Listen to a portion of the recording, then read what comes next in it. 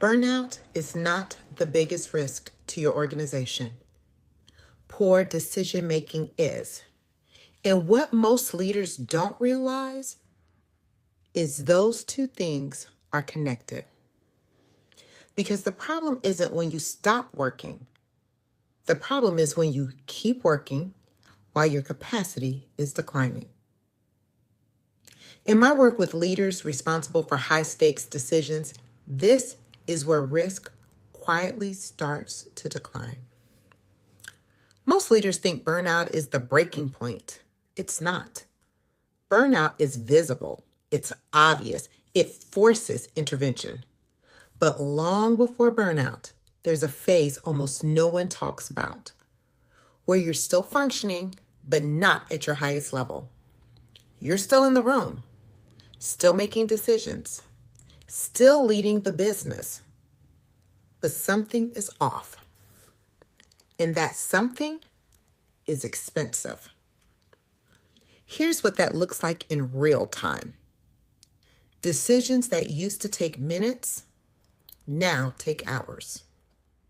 You revisit things multiple times before moving forward. You ask for more input than usual, not because it's necessary, but because your internal clarity isn't as sharp.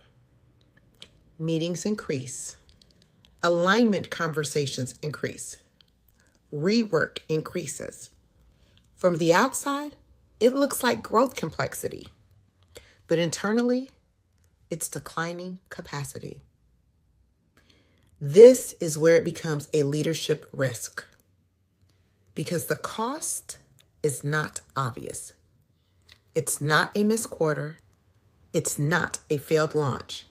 It's the accumulation of small inefficiencies, slightly delayed decisions, slightly reduced clarity, slightly more effort for the same output.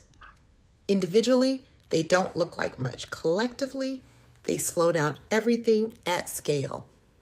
That becomes expensive. Now zoom out beyond you, because leadership capacity doesn't stay isolated. It cascades. When your clarity drops, your team hesitates. Decisions get pushed downstream. Execution slows. What you end up seeing is more meetings, more clarification, and more friction.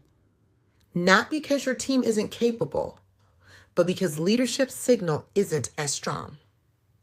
And when signal weakens, noise increases. This is the part most leaders don't want to hear. You can be highly disciplined and still be operating at reduced capacity. You can be working hard and still be making lower quality decisions. Because effort does not correct physiology. You cannot out-discipline a declining system. You have to stabilize it. The risk isn't burnout. The risk is continuing to lead while your capacity is compromised. Because at that point, you're not operating at your best. You're operating at your default. And for a leader, that has consequences.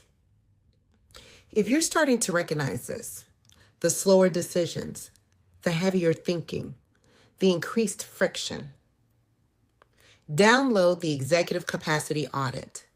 It will show you exactly where your decision-making and capacity are breaking down and what to do about it to build.